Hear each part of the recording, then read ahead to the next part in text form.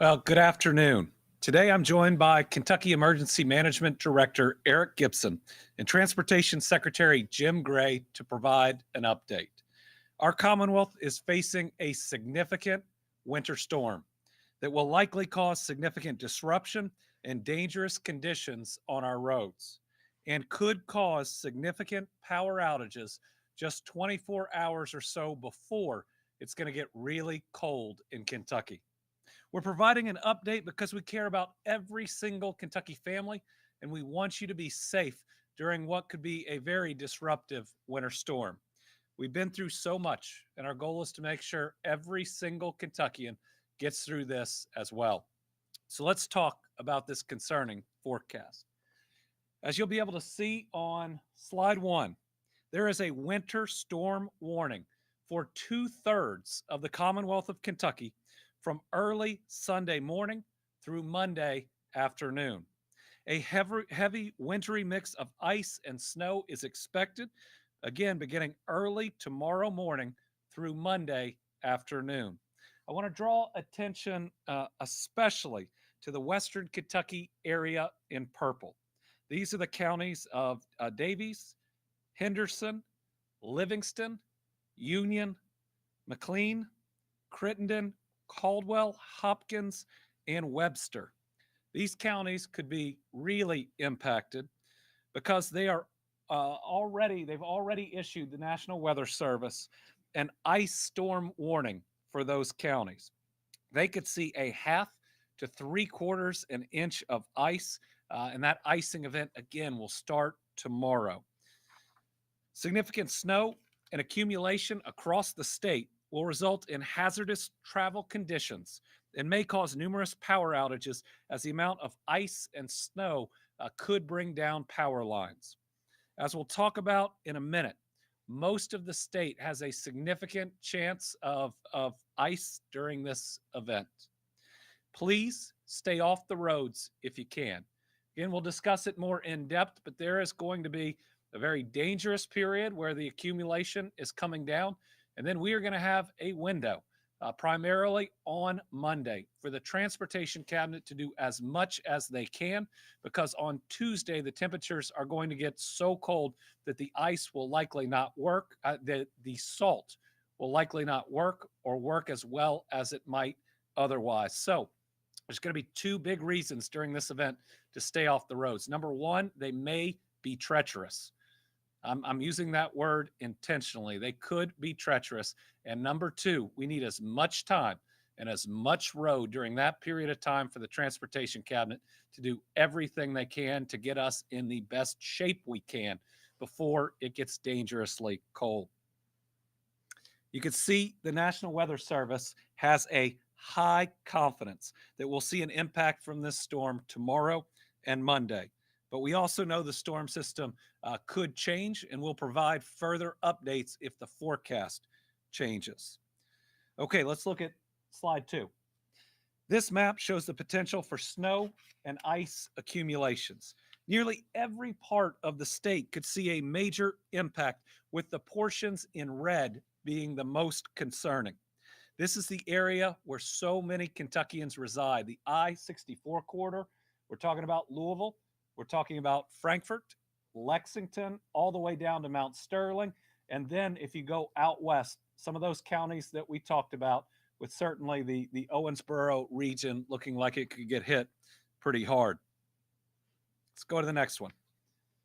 We haven't used a slide like this before, but this is also shows you what a mix of different types of wintry weather are going to hit different parts of our state. This actually shows a forecasted timeline on how the storm will begin, how it will move across the state, and how the different types of wintry weather will change in different areas. The area in pink are some of the most concerning because that is when the freezing rain would be happening. That's the right now when they think the greatest chances for ice are, how long those periods last, and how much ice comes down.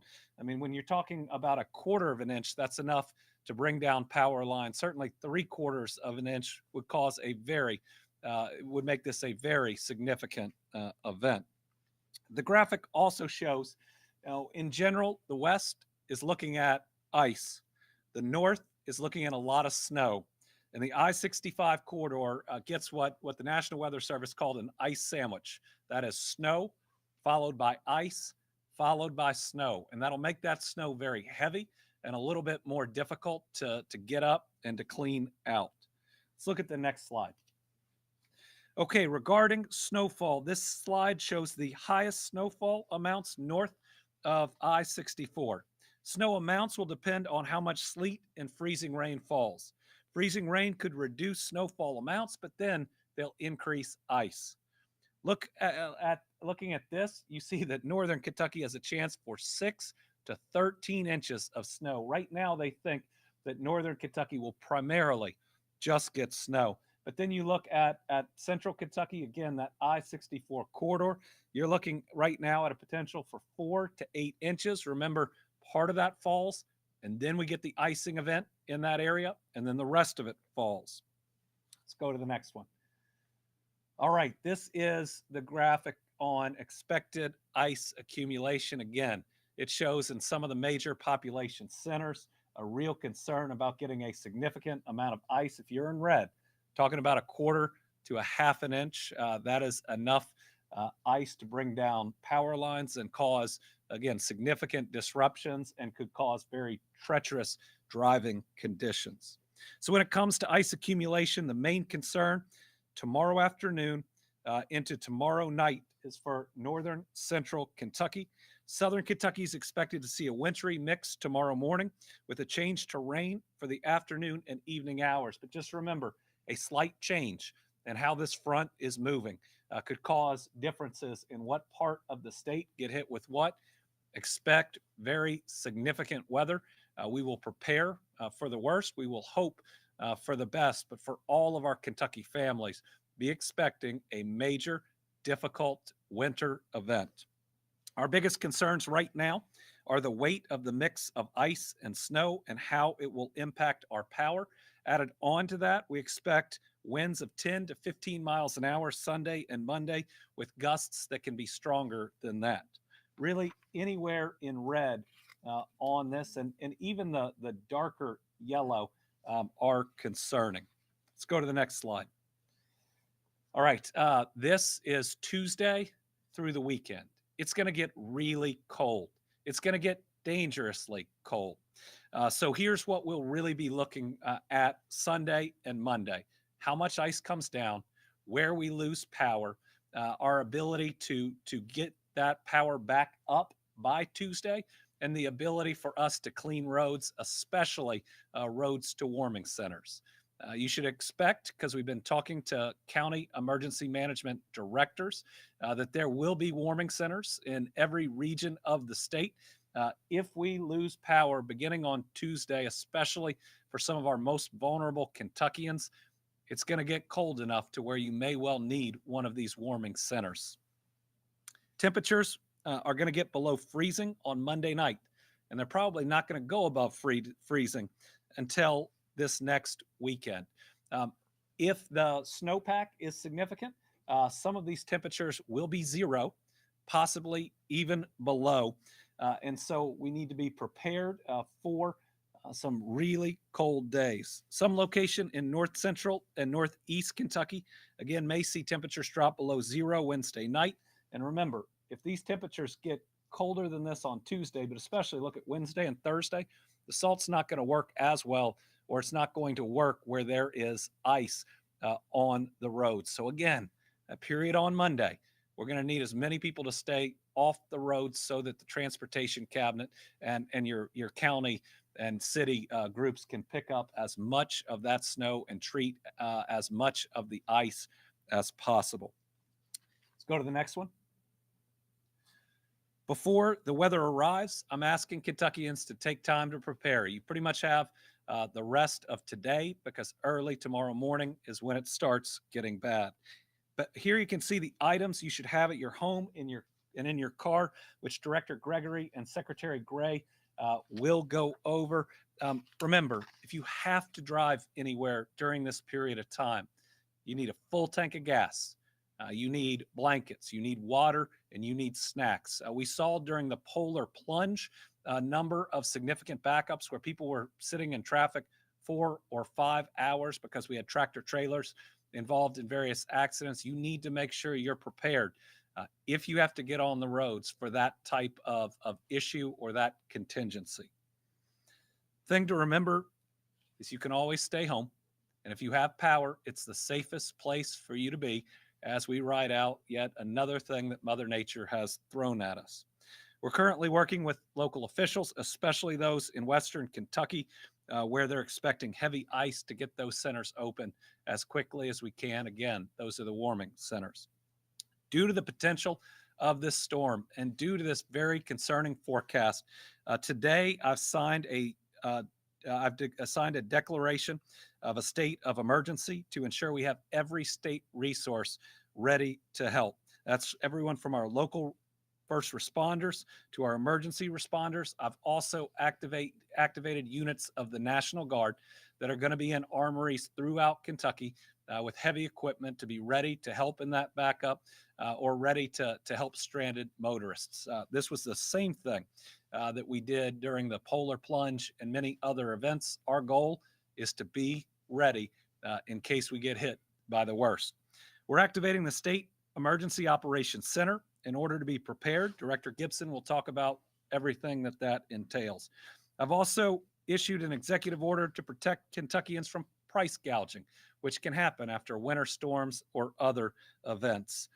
It's going to apply to goods and services like gasoline, food, and household items. To report price gouging, contact the Office of the Attorney General.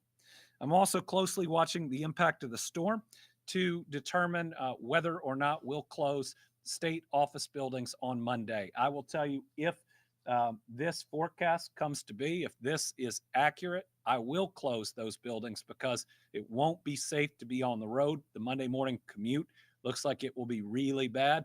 And we care about the 30,000+ members of Team Kentucky. We want them to all be safe when they come into work on Tuesday or whenever we could get back in. This is a storm to take seriously, and we are doing that here at the state level. Next, we're going to hear from Director Gibson and then Secretary Gray. I'll come back, wrap us up, and then take a few questions.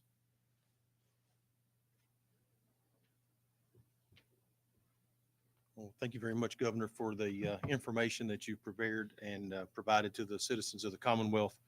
And as the Governor stated over and over, this is a severe weather event that the National Weather Service has been talking about for several days now. And we've been preparing as a Commonwealth for this event. We want you to know that the State Emergency Operations Center will be activated tonight at midnight and will stay open for the duration of this event.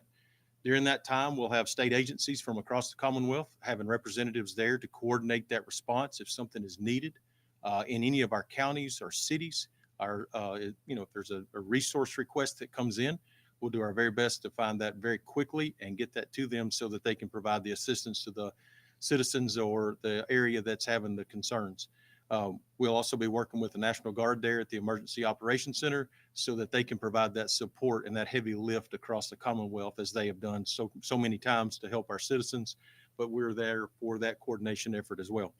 The governor's talked about this forecast and he's reiterated these slides that the National Weather Service has provided for us. And talking through these counties out in Western Kentucky that have the ice storm warning, the severity of that, it stands for something. Those are strong words when you talk about this with high confidence, just as the governor stated it, not to repeat anything that he said, but just to reiterate how important those warnings are. So, and I lead that to say, this is the time to prepare. You have a few hours left before dark today to do some things around your home, to do some things that you could do to be better prepared in case there is a widespread power outage. We don't know that there will be, but if we have the icing conditions that the Weather Service is forecasting, there are things that you could do now that will make you better prepared for the next few days, maybe make your life a little bit easier, make you a little bit safer. And we talk about those things, just some simple things, making sure that you have the things that are listed on the slides, flashlight, charged, extra batteries, however kind you have, some non-perishable food, some bottled water, blankets, all your prescription medicines so you don't have to get out to retrieve those items. Things of that nature are really important to have now you have about 12 hours or so, depending on what part of the state you live in, to get those items and have them at the ready. I know that many people across the Commonwealth use generators in times when power goes out, and we always try to stress the safety in using one of those type of generators to power some appliances in your home, as you may try to keep your refrigerator or a heater or something running in your home. And as we do that, we want to make sure that we talk about making that generator away from the home in a way that the carbon monoxide is not blowing in or coming into the area that you're living in, and to make sure that that exhaust is going away from the home. It's spaced out, enough away that you don't have any risk from that, and make sure you're running a detector to recognize those events as well if there were to be a risk to you. Make sure you're using a good rated cord. If you're bringing power from a generator into an appliance in your home, if it's laying out of doors, it could be wet. Make sure you're using the proper equipment for those type of events to make sure that you're being as safe as possible. And then if you bring that inside and you're running an alternative heating source, such as a heater of some sort that's blowing that hot air, make sure that device is not near any flammable material, such as a drape or clothing or anything that might catch fire, because that would just add more work to our first responders that are already out there, and then further risk your safety during those types of incidents. So we just try to talk about the things that we can do now to make ourselves safer then. Make sure that you have those preparations in place. Remember, your pets, your farm animals may be difficult to get out there to feed across the Commonwealth to those farm animals. And I know our farmers are going to be out there trying to do their very best, but we have to make sure that we think of those things in advance. Make sure your phone's fully charged. That way, if you need to call for assistance, you're not worried about that battery running down. Remove the garden hose from the spigot. It'll freeze. It's going to make a mess when it does. When it warms back up, you're going to have a mess. Just some simple things you can think about that aren't necessarily, even that's not necessarily a safety issue, but it's just a convenience issue. Make sure that you're able to have that plumbing back on when the water does unfreeze. As we talk about these things, and the governor mentioned the warming centers, we're going to have some warming centers come open. The Emergency Operations Center has been working already with our state partners, our county partners, I apologize, the county partners, to identify locations so that if your power's out for an extended period of time and you're unable to stay warm, there will be somewhere for you to go. And we're working very hard to get those in place. We'll be publishing that information on our Facebook page. We'll be providing that to the news and news outlets so that they know where those warming centers are, where you may know where you can get to. And then we have to worry about the safe travel. So we're going to do our very best to make sure that we have those near main thoroughfares that would be cleared first by the transportation cabinet, so that if you have to try to make your way to a warming center, it's as safe as possible to try to get there. We're not running down a back road to try to find a warming center. So there's some things that we're doing right now to prepare the Commonwealth for the response to this severe weather event. And like the forecast is the forecast. The National Weather Service has provided this to us. They provide with high confidence, and it's time to prepare is now. And as at emergency management, we're doing our part to be prepared to help you and your local county and city officials. But we're asking you to do those things at home that you can do to make yourself better prepared to weather the storm.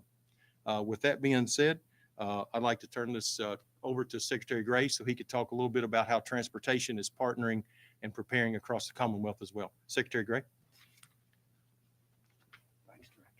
Thanks, Director, and thanks, Governor.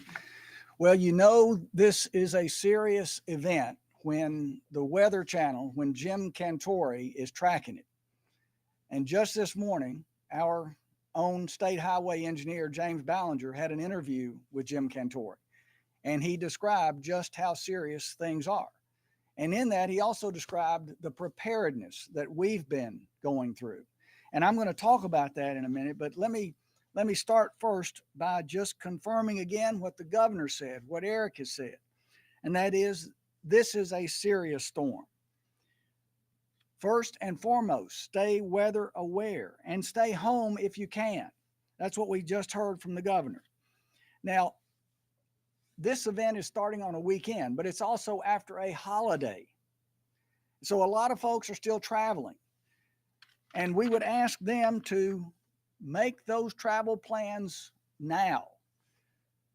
Travel today if you can, or make alternative plans and share the warnings that are being issued. Now, crews have been preparing for this storm for this entire winter. In fact, at the Transportation Cabinet, we began these preparations, snow and ice preparations, back in the summer. A lot of activity. Just yesterday, 132 people who are working this storm event were on a Teams call to coordinate. That's occurring again today at 4:30. Just an example of the breadth and the significance of the effort that's being put forward. I'm going to talk to you about how many people are involved. We've got, including contract employees, 2,300 committed crew members for this event. We've prepped some 1,400 snow plows and salt trucks. We've readied 500 plus support vehicles, including mechanics trucks to keep plows on the roads. Stockpiled 370,000 tons of salt, over 1 million gallons of salt brine to pre-treat the highways. I'm going to talk about that in a minute. I'm going to show you a video. Jim, you can cue that up in just a minute, but not quite yet.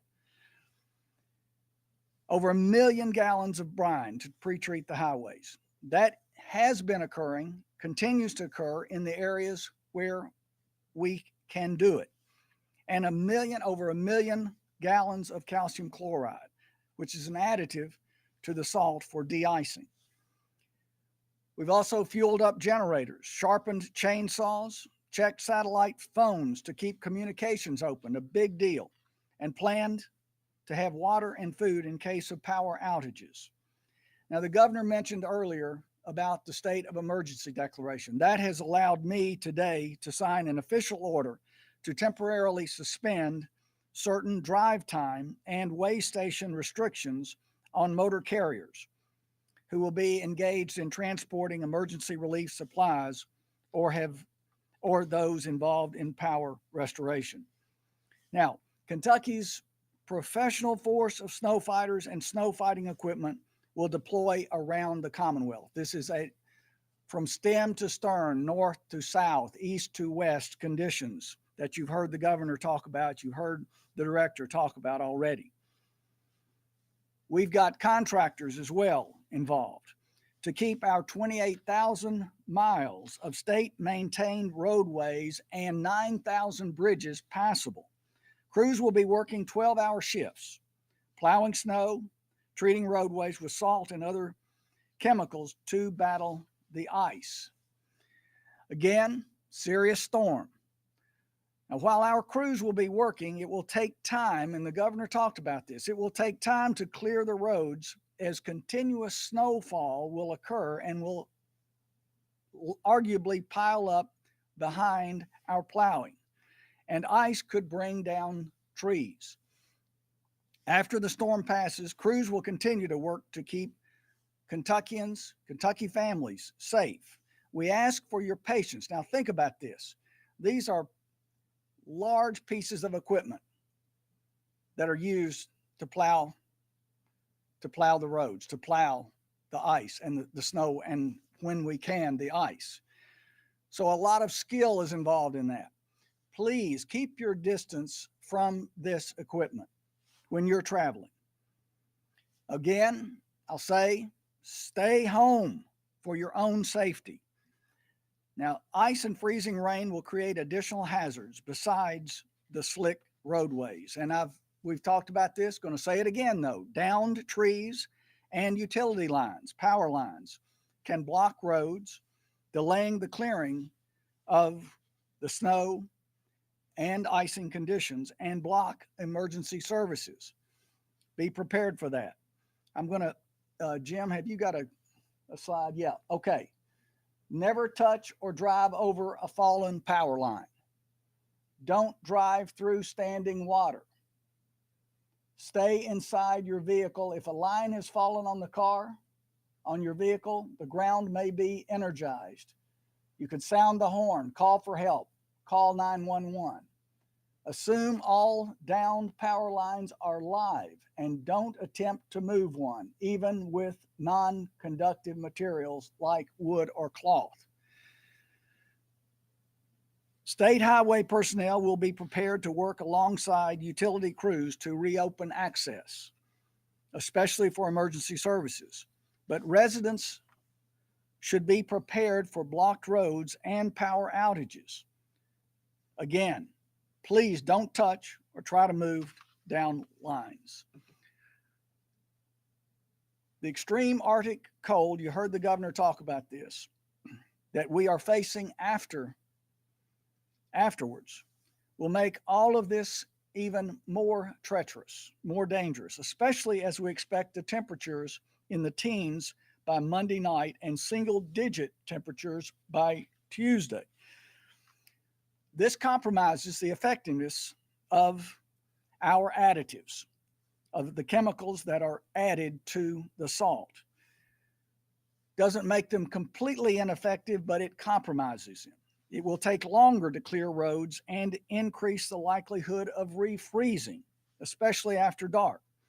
Now, our focus has been and will continue to be to keep priority routes open, like the interstates and the parkways, before moving to other routes. That means if you need to be out, drive with extreme caution on low traffic volume routes. Each time fresh snow falls, it covers up our tracks, and crews essentially have to start the process all over again. They are out there and they are working. Thankfully, we have new equipment we're able to put to some good use. As an example, we have new wing plow blades, the first of its kind in the state. We have 3 of these pieces of equipment that can clear just over 25 feet in one pass. And Kentucky's fleet now includes 12 tow plows in different parts of the state that can clear 2 driving lanes in one pass. Jim, I'm going to ask you to cue up our emergency car kit graphic. But now, before I do that, please avoid, say this again, please avoid unnecessary travel. But if you must be out, this is the time to practice basic driving tips to keep you safe. Now, the governor mentioned this. Buckle up and put the phone down, of course. Reduce your speed. Really important. Reduce your speed. Give yourself plenty of time to reach your destination, especially Monday morning. Keep both hands on the wheel. Make sure you have this emergency car kit that I'm going to talk about, and keep yourself safe. That will help keep you safe and warm for several hours.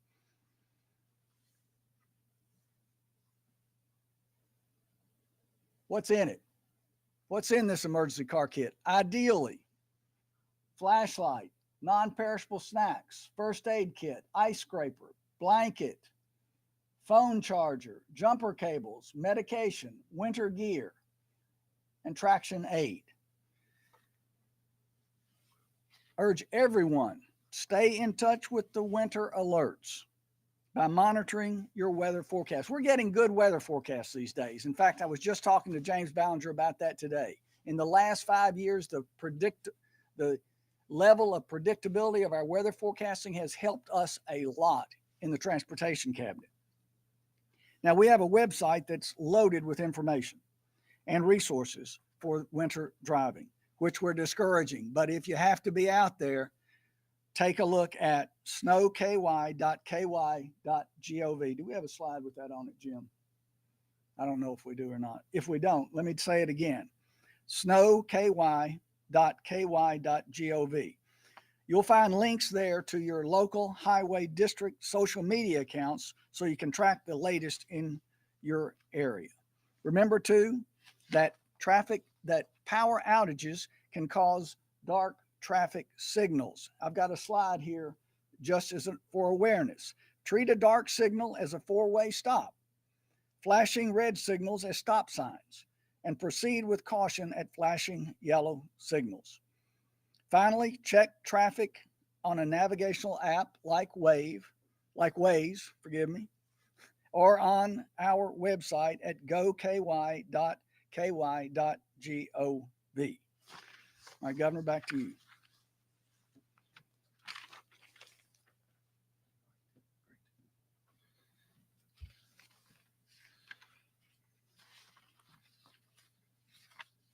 Jim, I think you got the last of my notes.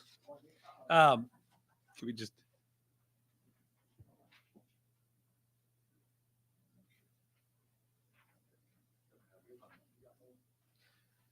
All right, so folks, it's going to be a major weather event.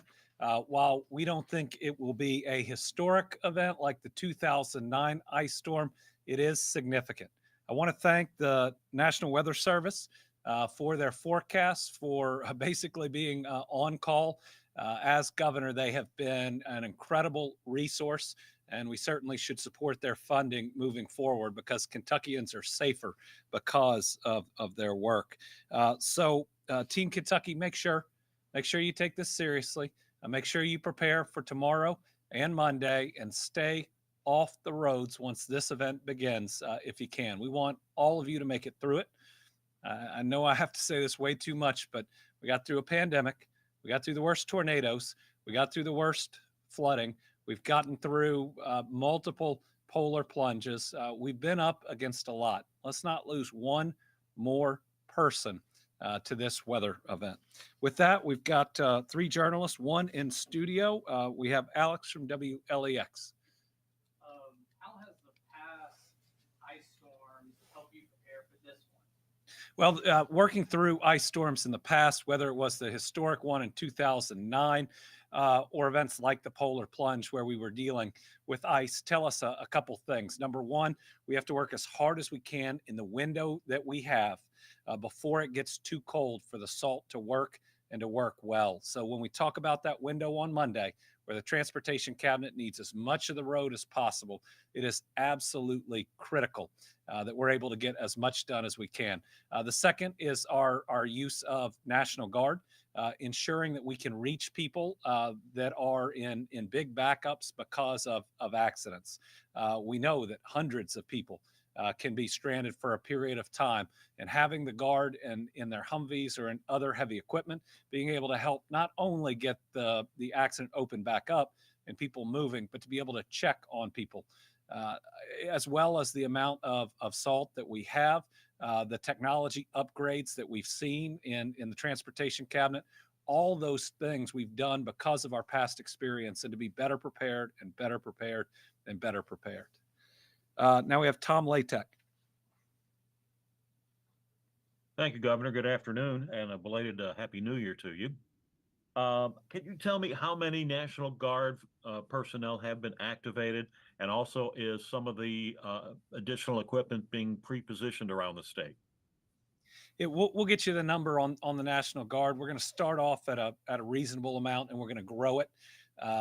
Right now, we're only mustering enough to be able to respond to accidents and help in backups. Right now, we're not foreseeing a need like in 2009 to check door to door on people, but certainly if this grows bigger and more concerning, we will lean on the National Guard, and they always answer the call. We are pre-positioning heavy equipment, especially from the National Guard, and transportation is already has it in all of these areas, getting ready again to treat the roads beginning before it starts, the event starts, during the event itself, and then in that window of time that we have.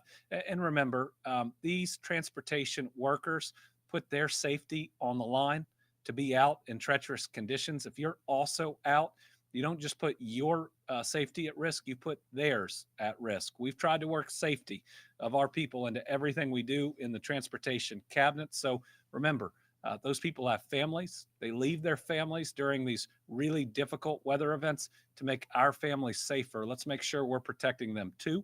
And that parent gets home to their kids at the end of the event.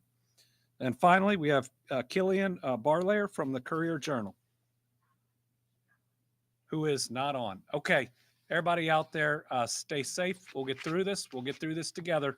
But we do that by leaning on each other, by making sure we're doing the right thing, by staying home and by staying safe. Thank you. Congratulations to the University of Kentucky.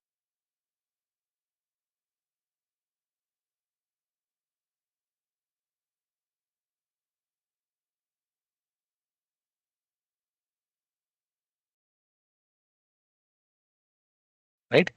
So this is a specific repository which is available for me. Now I'll go back to my this, and let's refresh this. Let's refresh this. I'll be canceling it. Let's say click on configure. So I will go to my repository name, right? GitHub. I'll select the repository name. I'll just paste this and I'll click on continue. So it is select the repository, which is, let's say, IntelliPad ADF, right? And ADF published. So this branch is there, which is being used by my GitHub to publish the changes onto my repository, right? So there's a one is the main branch, right, where everything is going, right? But this is the branch which ADF is using. So this publish branch is the branch in your repository where publishing related ARM templates are stored and updated. So data factory is using this ADF dash publish branch for updating the ARM templates which is there, right? So I will select this, right? And folder, let's say I will use ADF, or let's say I will write Azure Data Factory, right? Use custom comment, import existing resources, which is there. So import into this branch. I want to import to this main branch, which is there. So that's perfect. And I will end this with star. So you should be going, or the data should be going inside this folder. So this part clear, everyone, before I click on apply. Okay, so now I'm doing an apply over here. Let's do an apply, and then slowly you will see that it will import all the existing resources into my GitHub repository, right? Where I can easily fetch, or I can easily see that yes, the content is has come in and I will be using that. So you see that it is loading the content, right? The repo is successfully connected, right? And you can overwrite, or you can disconnect, or you can connect to it at any point. Let's say you plan that, okay, I will disconnect this repo and I want a new one. So you just go to disconnect and you can add multiple other repos as well, right? So that is what we're doing. So now let's say if we go back to our GitHub, right? You go back to our GitHub. So here we only have a README file. So what we'll do, we'll just try to refresh this, reload this, right? So you see Azure Data Factory folder is ready over here, everyone.